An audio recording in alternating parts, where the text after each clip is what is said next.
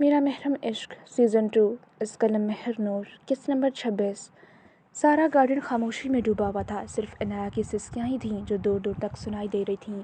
वो सारे दम साधे ये मंजर देख रहे थे। किसी में हिम्मत ना हो सकी वो आगे बढ़ता और इनाया को ज़मीन से उठाता। फिर अचानक उस तारीकी में रोशनियों का झमाका हुआ था और इनाया की सिसकियाँ पलों में रुकीं। गार्डन की सारी लाइट्स ऑन हो गई थीं। इनाया की सिसकियाँ जैसे ही रुकीं, फिर उस खामोशी में किसी के कदमों की चाप उभरी।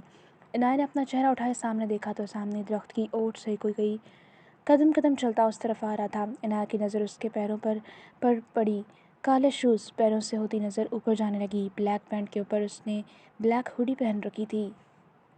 वो अंधेरे में था। जिस साइड इनाया बैठी थी वहाँ रोशनी थी। सारे बेयकीनी से आने वाले शख्स को देख रहे थे और इनाया साकत रह गई। उसकी आंखें लम्हों में बेतासुर हुई थी। रोना तो जैसे वो भूल ही गई। वो फ़ौरन ज़मीन से उठ खड़ी हुई। वो शख्स काफ़ी करीब आ गया था, इतना कि रोशनी उसके चेहरे पर पड़ रही थी। उसने ब्लैक हुडी पहन रखी थी जिससे उसका सारा चेहरा कवर था और साथ में ब्लैक ही मास्क पहन रखा था। लेकिन वो सारे इतनी दूर से भी इस शख्स की चमकती हुई सुनहरी आंखें देख सकते थे। इनाया का सांस लम्हों में रुका था। वो अपनी मुतवाज़न चाल चलता हुआ आ रहा था। वो जैसे जैसे करीब आ रहा था वैसे वैसे इनाया के जिस्म में हरकत हो रही थी। उसने अपनी हुडी उतार दी। उसका चेहरा मज़ीद वाज़ेह हो गया। वो 2 कदम मज़ीद आगे बढ़ा, फिर अपना मास्क भी उतार कर फेंका। इनाया ने बहुत मुश्किल से अपने कदमों को हरकत देनी चाहिए। उसके कदम ज़मीन ने जैसे जकड़ लिए थे। उसका सारा वजूद साकत था। वो बेयकीनी से इस शख्स को अपनी तरफ बढ़ते हुए देख रही थी। उसने सारी ताकत इकट्ठी की, फिर वो पूरी कुव्वत से भागी और वो मज़ीद करीब आ चुका था। कुछ ही पलों का खेल था। वो सीधे उसके कुशादा सीने से जा लगी। पूरे 2.5 साल बाद जिस्म और रूह में सुकून उतर गया था। जैसे ही इनाया उसके सीने से लगी उसके कदम वही थम गए। वो बेयकीन थी और पीछे खड़ा सारा शाह खानदान पत्थर की मूरत हो गया। इनायत ने सहारा देने के लिए फरियाल का बाजू पकड़ा था। रानिया की गिरफ्त हुनैन के बाजू पर सख्त हुई थी। वो सब फटी फटी निगाहों से ये मंजर देख रहे थे। वो सब ये देख रहे थे कि क्या इश्क में इतनी ताकत होती है कि मरा हुआ इंसान भी जिंदा हो जाता है। और वाकई वो इंसान वापस आ गया था। वो इंसान कोई और नहीं, ज़ोहान अहमद शाह था, जो जिंदा सलामत इन सब के सामने खड़ा था। वो वापस लौट आया था उस कहानी में, क्योंकि उसकी कहानी अभी बाकी थी। उसका एक हाथ इनाया की कमर के गिर्द आया और दूसरा हाथ इनाया के सर तक आया और उसके सीने से लगी हिचकियों के साथ रो रही थी। उसके दोनों हाथ जहान की कमर के गिर्द बहुत मजबूती से बंधे थे। वो जैसे यकीन करना चाह रही थी कि वाकई जहान वापस आ गया है। कहते हैं उम्मीद पर दुनिया कायम है, और इनाया को पूरी उम्मीद थी जहान एक न एक दिन वापस आएगा। हाँ, और वो वापस आ गया था। आलान के चेहरे पर एक पुरसुकून मुस्कुराहट नमूदार हुई और शहराम पत्थर होती निगाहों के साथ इनाया को किसी और के सीने से लगता देख रहा था। उसकी हिचकियाँ इतनी ऊंची थी कि वह सारे सुन और देख रहे थे। सोहान की आंखों से कितने ही आंसू टूट कर गिरे और उसकी बेड में जज्ब हो गए। वो उसे खुलकर रोने देना चाहता था, क्योंकि आज के बाद वो कभी भी अपनी नीली पीले की आंखों में एक आंसू भी बर्दाश्त नहीं करने वाला था। जब वो रो रो कर थक गई और गला बैठ गया, जब उसका दिल हल्का हुआ तो वो कुछ पुरसुकून हुई थी। इतने लंबे अरसे बाद जहान के एहसास में आकर उसे सुकून का एहसास हुआ था। मैं जानती थी आप ज़रूर वापस आएंगे। इनाया की मध्यम सी आवाज़ उभरी। जहान की गिरफ्त उसकी गिरफ्त मजबूत हुई। तुमसे वादा करके गया था, कैसे ना वापस आता। जोहान ने उसके कान में सरगोशी की और इनाया की आंखों के सामने एक पल के लिए वो सारी तकलीफ़ें घूमी। अगले ही लम्हे उसे गुस्सा आया। वो पीछे हटी और पूरी कुव्वत से उसने एक मुक्का जोहान के सीने पर दे मारा। लेकिन उसका फौलादी जिस्म इतना मजबूत था कि उसे कोई चोट महसूस नहीं हुई। अगर हम वक़्त से आधा घंटा पीछे जाएं तो यह हवेली के गेट का मंजर था। वो कैब से उतरा था और मुस्कुराते हुए हवेली की इमारत को देखा था, और उससे ज़्यादा हैरान तो वो हवेली को सजे हुए देख कर हुआ था। क्या हवेली में कोई फंक्शन हो रहा था? वो बस सोच कर ही रह गया। ड्राइवर को पेमेंट करते हुए हवेली के अंदर दाखिल हुआ था। आज वो पूरे 2.5 साल बाद हवेली में आया था और वो जानता था सारे हवेली वाले उसे ज़िंदा सलामत देखकर बहुत ज़्यादा खुश होंगे और शायद हैरान भी तो हो जाएंगे कि वो तो इस दिन प्लान में था, और शायद हैरान भी हो जाएं कि वो तो इस दिन प्लेन में था, फिर ज़िंदा सलामत कैसे वापस आ गया। लेकिन कोई बात नहीं, वो इनको सारा सच बता देगा कि वो इस प्लेन में बैठा ही नहीं था। अनाया से फ़ोन पर बात करने के बाद इसने अपने सीनियर का फ़ोन आया था, जिन्होंने बताया कि वो लड़की जिसे कुछ देर पहले वो पकड़ कर पुलिस की हिरासत में दे गया, वो लड़की भाग चुकी है। और जॉन को बहुत ज़्यादा गुस्सा आया था। इसने पूरे 24 घंटों की मेहनत के बाद इस लड़की को पकड़ा था और वो भाग गई। वो फ़्लाइट में बैठने की बजाय एयरपोर्ट से बाहर निकल आया। इससे पहले इस लड़की को पकड़ना था, फिर वो घर बाद में वापस चला जाएगा। उसने अपनी फ़्लाइट 8 बजे से 12 बजे वाली करवा ली और वो फ़ौरन लाहौर पुलिस स्टेशन की जानिब भागा था। आधे रास्ते में ही उसने इस लड़की को दोबारा पकड़ लिया था। तुम्हें क्या लगा था तुम इतनी जल्दी भाग जाओगी और मैं देखता रह जाऊंगा? इसके सर पर गन रखते हुए वो गाड़ी की तरफ झुका और वो लड़की दांत पीस कर रह गई। जोहान ने उससे बाहर निकलने का इशारा किया। गन हनूज उस लड़की के सर पर तान रखी थी। वो फ़ौरन बाहर निकल आई तो उसे अपने साथ ही वो वापस पुलिस स्टेशन आया था और अब गुस्से से इंस्पेक्टर को हुक्म सुना रहा था। کل یہ لڑکی ہر حال میں کورٹ میں جانی چاہیے، اگر اب یہ لڑکی بھاگی تمہاری نوکری 1 منٹ سے پہلے جائے گی۔ وہ غصے سے اس پولیس انسپکٹر کو ہدایت دے رہا تھا اور وہ جانتا تھا اس لڑکی کو بھاگنے کے پیچھے کسی نہ کسی پولیس والے کا ہاتھ ہے، اس لیے وہ اپنے لوگ ان پر تعینات کیے واپس ایئرپورٹ جانے کے لیے نکل گیا۔ لیکن برا ہوا راستے میں ہی اس گاڑی کا بہت برا ایکسیڈنٹ ہو گیا۔ یقیناً یہ ان لوگوں نے ہی کروایا تھا جن کے پاس کو وہ پکڑ چکا تھا۔ ذوحان کے سر پر گہری چوٹ آئی تھی۔ وہاں آس پاس لوگ اکٹھے ہوئے، سب نے ذوحان کو ہاسپٹل پہنچایا تھا۔ گاڑی کا کافی برا ایکسیڈنٹ کروایا گیا تھا کہ ذوحان مرتے مرتے بچا تھا، لیکن برا ہوا وہ کوما میں جا چکا تھا۔ پورے 6 مہینے بعد اس کے جسم میں حرکت ہوئی تھی۔ اس کا سارا سٹاف اس کے ساتھ ہاسپٹل میں ہی تھا۔ سب ذوحان کی بہادری سے کافی امپریس ہوئے تھے، جو اپنی شادی چھوڑ کر ایک مجرم کو پکڑنے کے لیے لاہور آ گیا تھا۔ ذوحان کے جسم میں کافی کمزوری تھی، اسے صرف عنایہ کی فکر تھی۔ وہ جانتا تھا عنایہ کا کیا حال ہوا گا۔ وہ عنایہ کو چھوڑ کر آنا ہی نہیں چاہتا تھا، لیکن مجبوری تھی کیونکہ اس وطن کی بہت ساری بیٹیوں کو ایک ذوحان کی ضرورت تھی۔ اس ریکٹ کو جڑ سے ختم کرنے کے لیے ہمیں مکمل طور پر کام کرنا ہوگا۔ اپنے سینئر کی بات سنتے ذوحان بے بس ہوا تھا۔ اسے پہلے اس مشن کو مکمل کرنا تھا۔ نہ جانے کتنی ہزار لڑکیاں تھیں جنہیں وہ لوگ غیر ملک پہنچا کر بیچ دیتے تھے۔ ذوحان سوچ چکا تھا پہلے اس مشن کو مکمل کرے گا، اس کے بعد ہی گھر واپس جائے گا، لیکن وہ کہاں جانتا تھا کہ اس مشن کو مکمل کرتے ہوئے پورے 2 سال لگ جائیں گے۔ آج وہ مکمل طور پر اس مشن کو پورا کیے واپس لوٹ آیا تھا، لیکن وہ کہاں جانتا تھا کہ واپس آنے کے بعد اسے جو سچ پتہ چلے گا وہ اس سے کتنا بڑا دھچکا دے گا۔ وہ گارڈن میں داخل ہوا، پھر وہاں پر ایک ملازم کو مخاطب کیا۔ یہاں کیا چل رہا ہے؟ اس کا چہرہ ماسک سے کور تھا، اس لیے ملازم اسے پہچان نہیں پایا۔ اس نے ایک نظر ذوحان کا سرتا پیر جائزہ لیا تھا۔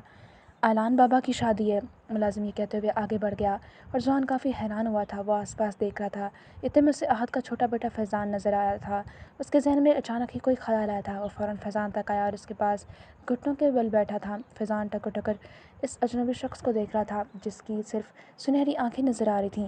فیضان، میرا ایک کام کرو گے؟ اس نے محبت سے کہا تھا۔ فیضان نے اچھے بچوں کی طرح اس بات میں سر ہلایا تھا۔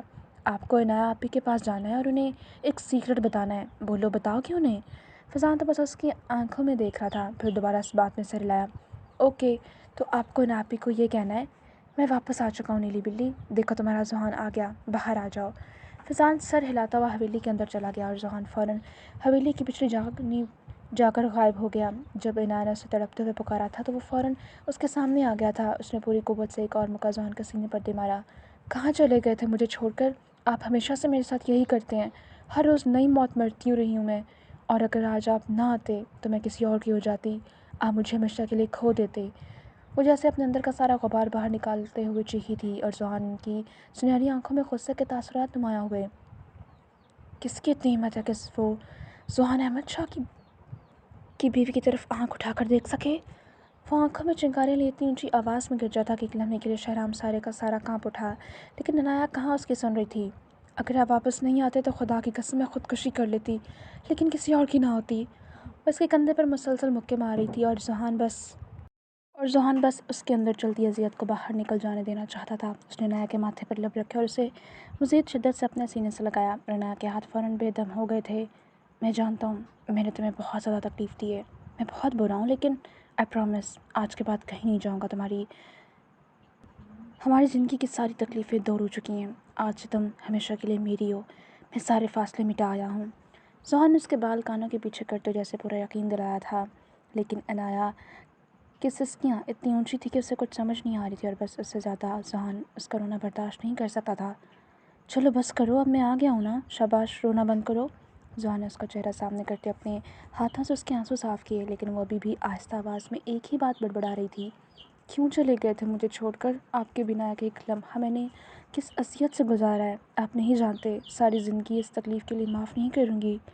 وہ ایک بار پھر ظالم ملکہ بن گئی تھی۔ ذوحان جانتا تھا جو تکلیفیں اس نے برداشت کیں، ان سب کے آگے یہ غصہ بہت کم تھا۔ تمہیں تو ذوحان احمد شاہ کا قتل بھی معاف ہے میری جان۔ ذوحان کی سرگوشی پر عنایہ کے جسم میں سکون اتر گیا، اس کی آنکھوں کے سامنے اندھیرا چھا رہا تھا، پھر وہ ذوحان کی باہوں میں ہی جھول گئی اور ذوحان کے چہرے کی مسکراہٹ لمحوں میں غائب ہوئی۔ باربی میری جان، آنکھیں کھولو، کیا ہوا؟ وہ اس قوت سے چلایا کہ اس کی آواز گارڈن کے کونے کونے تک گئی۔ ریم جیسے ہوش میں آیا تھا، فوراً اس کی طرف بڑھا۔ روح میری جان، آنکھیں کھولو، شاباش۔ ذوحان کو نہ جانے کیوں بہت کچھ غلط ہونے کا احساس ہو رہا تھا، کہیں اس نے خود کے ساتھ کچھ کر تو نہیں لیا۔ وہ اس کا گال تھپ تھپاتے ہوئے اسے جھنجھوڑ رہا تھا، لیکن عنایہ ہوش و حواس سے بیگانہ ہو گئی تھی۔ رائم بھاگتا ہوا اس تک پہنچا، اس نے فوراً سے عنایہ کی پلس چیک کیں، پھر اس کی آنکھوں کا معائنہ کرا تھا۔ اسے کیا ہوا ہے؟ جلدی بتاؤ، یہ ٹھیک تو ہے؟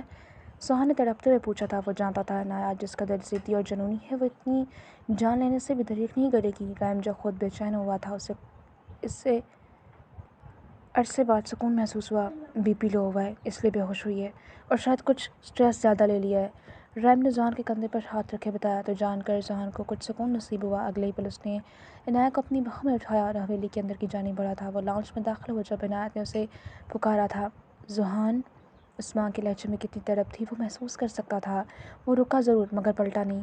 کچھ دیر میں واپس آتا ہوں نیچے، پھر اس بارے میں تفصیل سے بات ہوگی کہ یہاں میری غیر موجودگی میں میری بیوی کے ساتھ کیا ہو رہا تھا۔ وہ اتنی سختی سے یہ بات کرتا گیا کہ اعلان کی ریڑھ کی ہڈی میں سنسناہٹ دوڑ گئی۔ وہ جانتا تھا اب اسے ذوحان کے قہر سے کوئی نہیں بچا پائے گا۔ ذوحان اسے لے کر سیدھا اپنے کمرے میں آیا تھا۔ اسے بیڈ پر لٹایا، اس کا سارا جسم ٹھنڈا پڑ رہا تھا۔ ذوحان نے اس پر بلینکٹ ٹھیک دیا، جھکتے اس کے ماتھے پر لب رکھے، اور سالوں بعد اس کے اپنے سینے میں سکون اتر گیا۔ اس نے حیرانی سے کمرے کو دیکھا جہاں ہر جگہ عنایت کی چیزوں کا بکھیرا پڑا تھا، اور وہ 2 ہی لمحوں میں سمجھ چکا تھا کہ اس کی بیگم صاحبہ نے اس کے جانے کے بعد اس کے کمرے پر قبضہ کر لیا تھا۔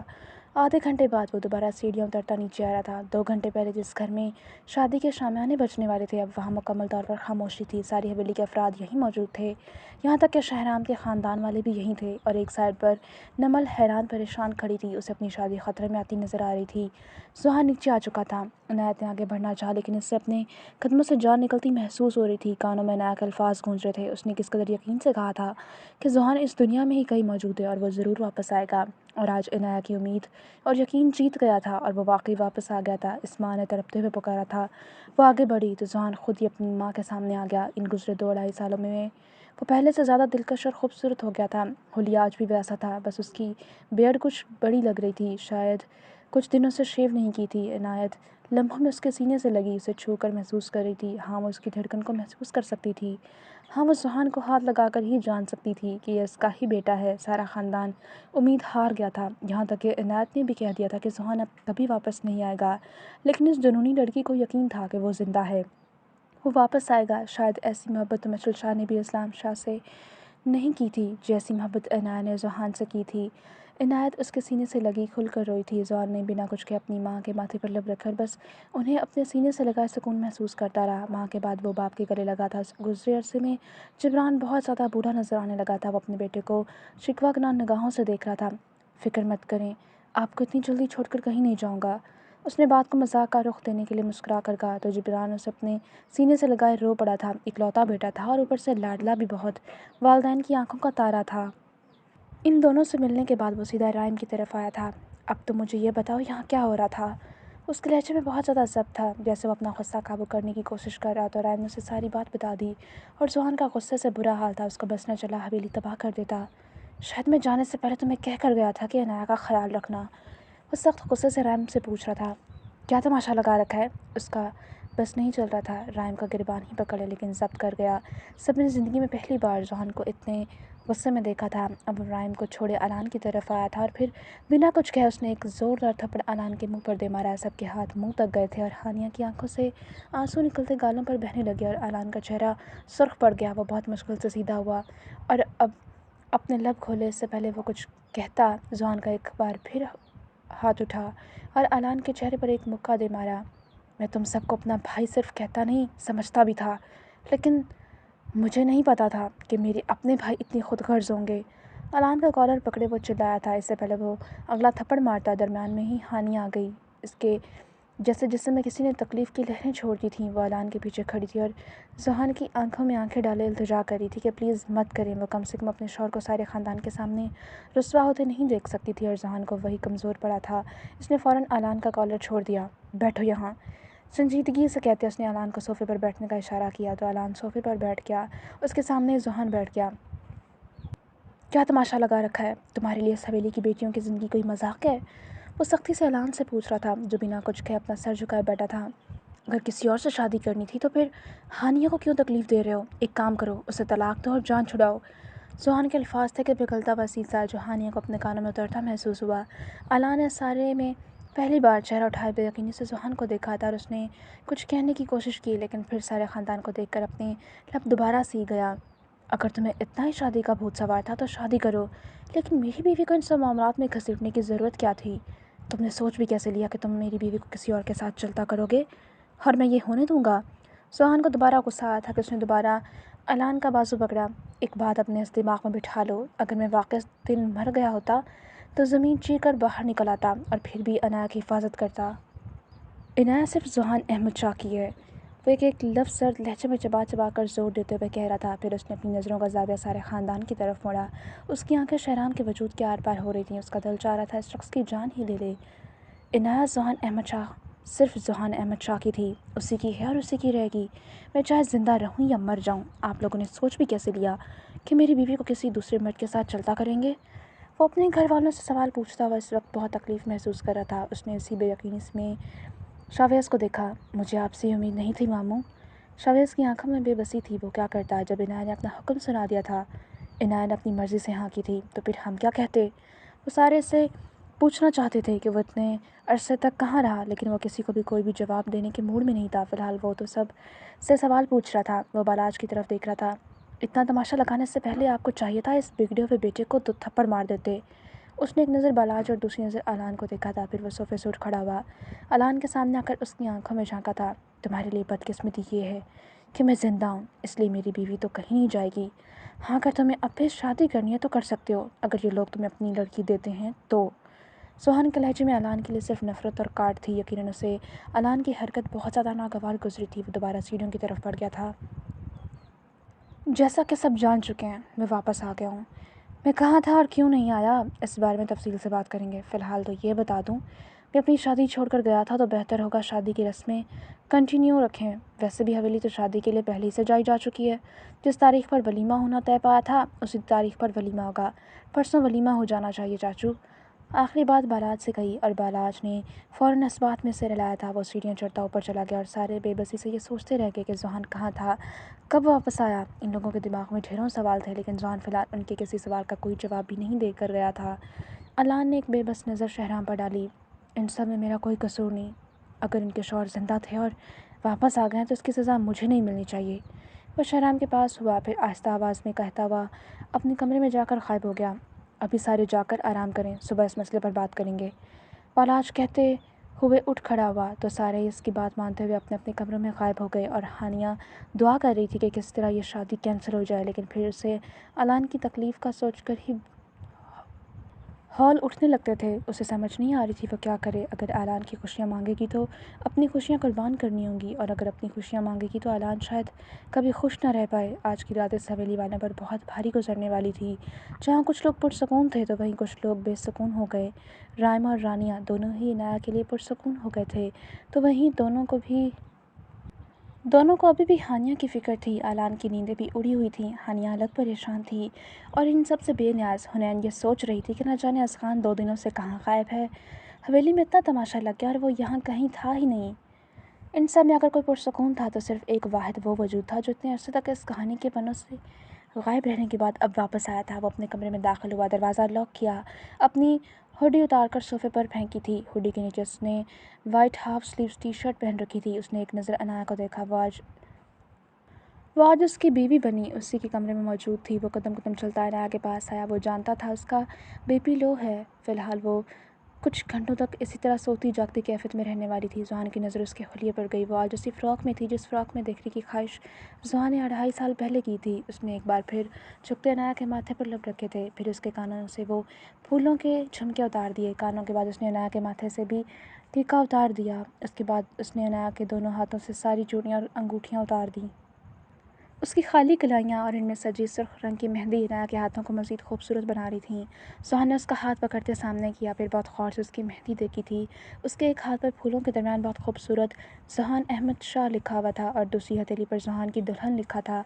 सुहान दिल खोल कर मुस्कुराया था। उसकी आंखों में अनोखी चमक उभरी थी, जैसे दिल के अंदर किसी गोशे में सुकून उतर गया हो। सुहान ने एक नज़र उसके वजनी दुपट्टे को देखा, फिर उसका दुपट्टा भी उतार कर एक साइड पर रख दिया। उसके बाद वो उठा और वॉशरूम में जाकर बंद हो गया। कुछ देर बाद शावर लेकर फ्रेश होता वो वॉशरूम से बाहर निकला था। तने हुए असाब एकदम ढीले पड़ गए थे। वो शीशे के सामने आकर खड़ा हुआ, अपने बाल खुश किए। उसने आदतन अपने ड्रेसिंग के दराज को खोला था। ऊपर ही स्लीपिंग पिल्स की डब्बी पड़ी हुई थी। जुहान ने बेयकीनी से इस डब्बी को देखा। गुस्से की एक लहर जिस्म में دوڑی تھی۔ اس ڈبی کو مٹھی میں دبوچ کر وہ دراز کی چیزیں الٹ پلٹ کیے وہ باکس ڈھونڈنے لگا جو وہ عنایا کی منہ دکھائی کے لیے لایا تھا، لیکن حیرانی کی بات تھی وہ کہیں نہیں تھا۔ اسے اچھے سے یاد تھا اس نے لاہور جانے سے پہلے اسی دراز میں رکھا تھا۔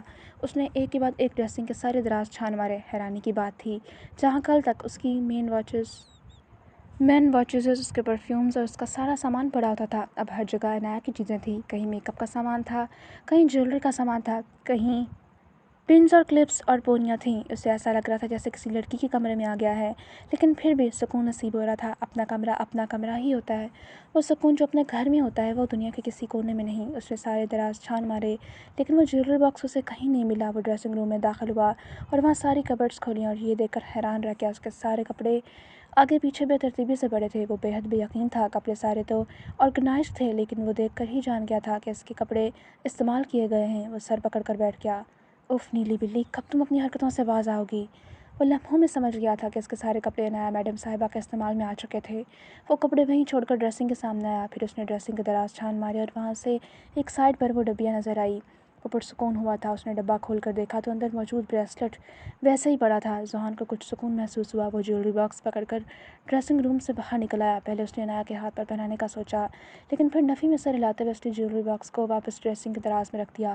پھر کمرے کی ساری تیز لائٹس بند کرتا وہ بیڈ تک آیا۔ اتنے گھنٹوں کا سفر کر کے آیا تھا، پہلے ہی دماغ تھکاوٹ کا شکار تھا، اوپر سے حویلی آنے کے بعد جو ساری باتیں پتہ چلیں اس نے مزید ذہن کا دماغ مفلوج کر دیا تھا۔ وہ اب صرف سونا چاہتا تھا۔ وہ بیڈ کی دوسری سائڈ آ کر بیٹھا، بلینکٹ پکڑے اپنے اوپر لیا تھا، پھر عنایا کے قریب ہوتے اس کے ماتھے پر ایک بار پھر لب رکھے، اس کا سر اٹھا کر اپنے کندھے پر رکھا، اسے اپنے حصار میں لیتا ہوا وہ آرام دہ حالت میں بیڈ پر لیٹا تھا، پھر اسے اپنے سینے سے چھپائے وہ گہری نیند اتر گیا۔ سالوں بعد پہلی بار اتنی پرسکون نیند آئی تھی۔ جاری ہے۔